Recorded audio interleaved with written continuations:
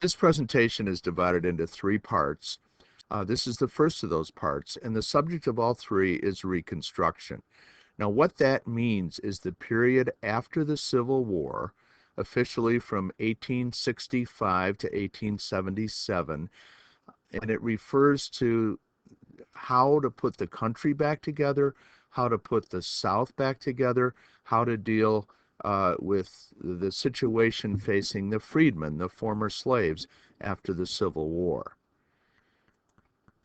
Now, this is right from the center of Richmond, the Confederate capital at the end of the war. You can see the level of devastation that existed here. Here's another photo of the same thing. The South was utterly beaten.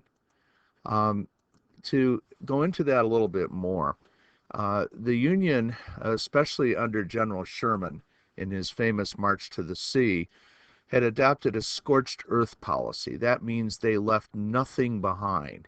They destroyed the ability of the South to make war, the ability to resist. They burned large areas, they took food, they devastated the countryside. This was total war. It was a war of attrition. They lost people, but the South could not afford to lose as many, and therefore they finally had no choice but to surrender. The South lost much more than this, however. They lost most of their cotton market. They had been the biggest single supplier of cotton by far to Britain, and cotton formed the basis of the British Industrial Revolution. But during the war, the Union Navy blockaded southern ports and stopped most of the cotton from making it to Britain. But Britain's empire was growing at the time, and they came to depend on India and Egypt for their supplies of cotton. And the American South never got back that business that they had had with Britain. They also lost over 250,000 men. Now, these were almost all white men. Their population was about 9 million people. About 4 million of those were African Americans, most of whom were slaves. So that means out of 5 million, if you figure about half of those were women, about 2.5 million were white males, and 10% of them died in the war. And of course, when you eliminate, boys and old men, the percentage of men of military age, but also of working age, was much higher. And that doesn't even include those who were injured. The biggest item in the budget of Mississippi in the year following the war was artificial limbs. The South was utterly devastated by the war. A lot of Southerners had invested in war bonds. This is a way of loaning money to a government with the expectation that they would get the money back. Of course, in order for this to happen, the South would have had to win the war. They didn't do that, and the North was hardly in a mood to make good on those Confederate war bonds, bonds that had been issued in rebellion. So those bonds were now worthless pieces of paper now. Not only that, a lot of Southern wealth, an enormous amount, had been tied up in slave property. Now that slavery was over, that property was gone as well. Now the freedmen had it even worse. There was a saying that they were free now, slavery was over, but they had nothing but freedom. Now, what did that mean? Well, they had no money, they had no land, and of course, land was the way that they could earn a living. They were all farmers, pretty much. Most of them were farmers. Uh, they lost everything in many cases that they had depended on from their masters. They lost food, clothing, shelter, medical care. In some cases, the masters were so angry that they simply turned the slaves out, said, okay, you're free, now go. And they had nothing. Uh, So even evicting them from slave quarters, saying these were terrible places to live, but in some cases they couldn't even live there anymore. Now they might have worked as farmers, uh, working for somebody else who owned land, but the white farmers who owned the land had no money to hire them. So the position of the freedmen was desperate. Now, what did they want? Well, if you think about it, the first thing they wanted was a very understandable human need. They wanted to reunite with their loved ones. To give you an idea of how serious this problem was, uh, in Virginia, which sold a lot of slaves to western states, uh, a third of all the marriages were broken up by the sale of one partner. Parents were separated from children, as well as husbands from wives, and they wanted to reunite with their loved ones, and they sometimes wandered, uh, took to the roads to try to find them. The white interpretation was, well, this just proves that they're lazy, that they really didn't want to work, that they needed the discipline of slavery. Um, and of course, those who said that completely missed what should have been obvious to them, what anybody would want in this situation. Um, they also wanted to somehow gain a confirmation of freedom. You can be told that you're free, but you don't know that you're free until you can leave the plantation. That really brought home to them the fact that they were free. Uh, Very importantly, they wanted 40 acres and a mule. That was a phrase that represented land and the resources to till the soil, to turn that land into food and income, a living. They wanted the right to vote.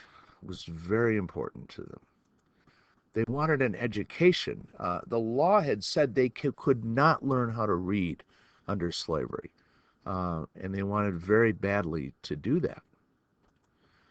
They wanted churches of their own. They didn't want any more white ministers telling them that slavery was God's will, that servants must obey their masters, that whipping was simply an expression of the will of God. They wanted churches where they could worship in their own way.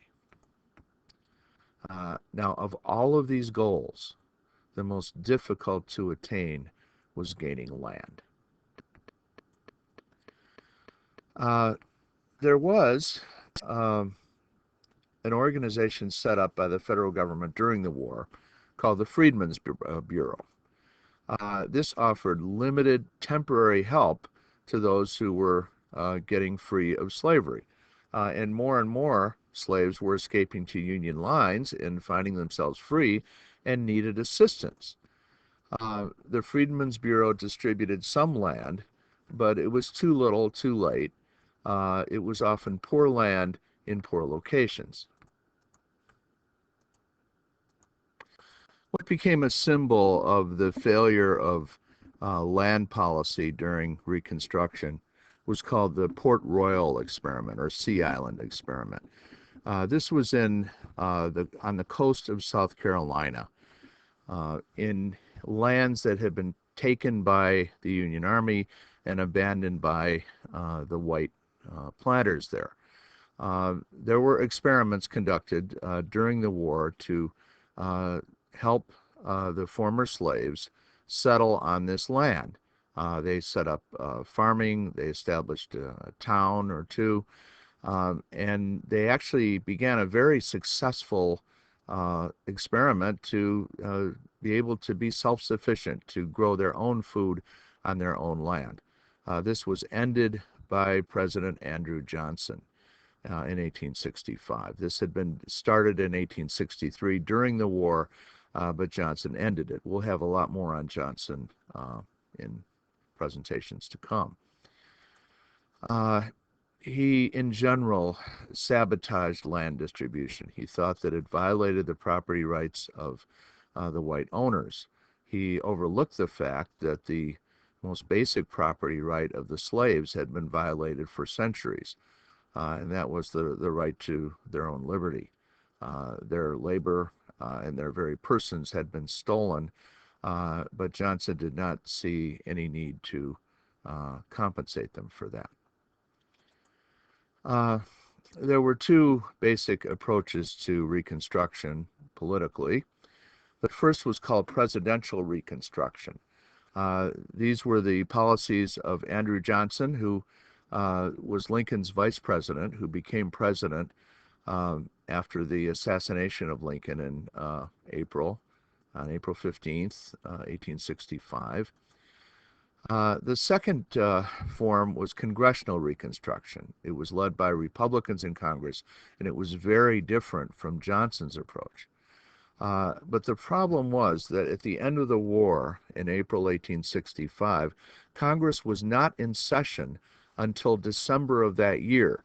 So during those critical months, when Lincoln was gone and Congress was not in session, the process of reconstructing the South was in the hands of a racist from Tennessee.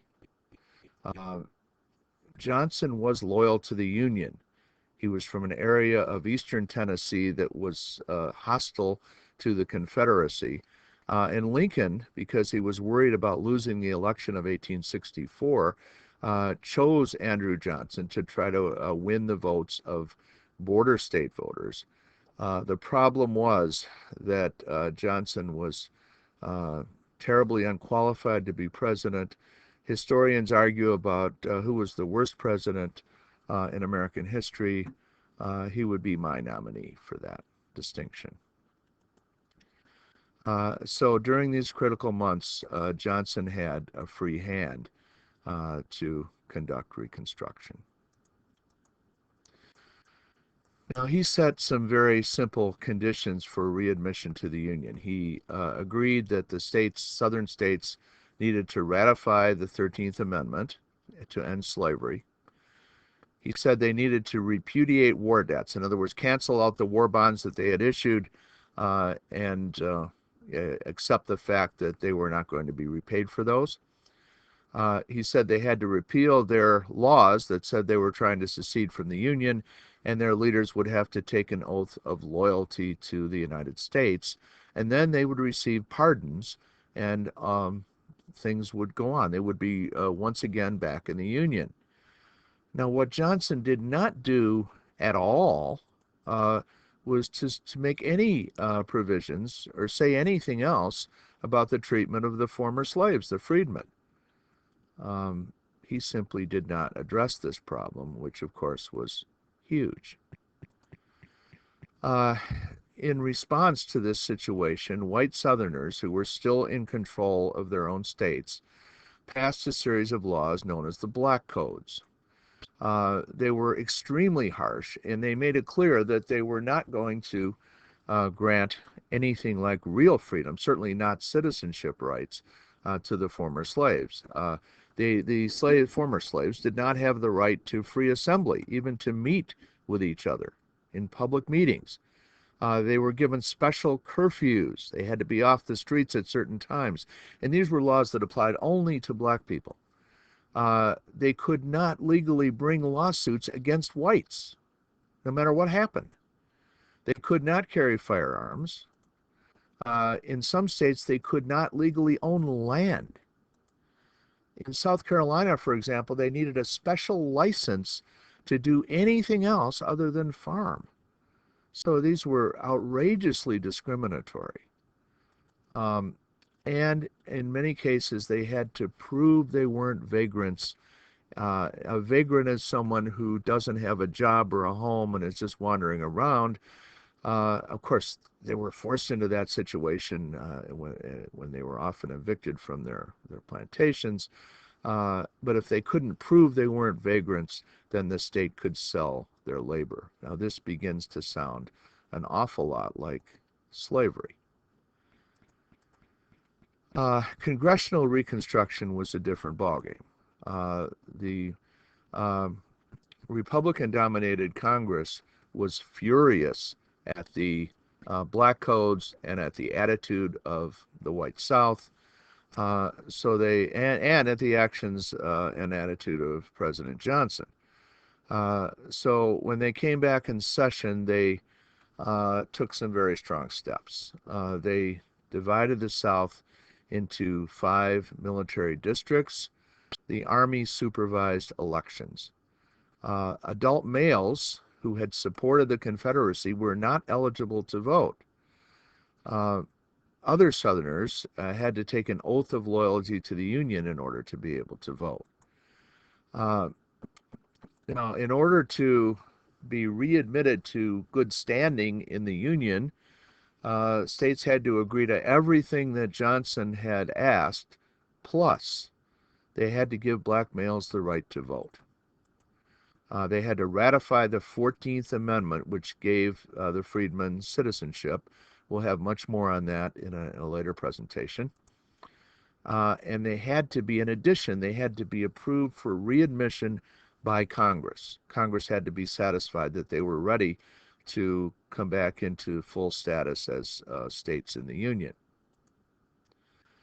Under Congressional Reconstruction, many black elected officials made it into office.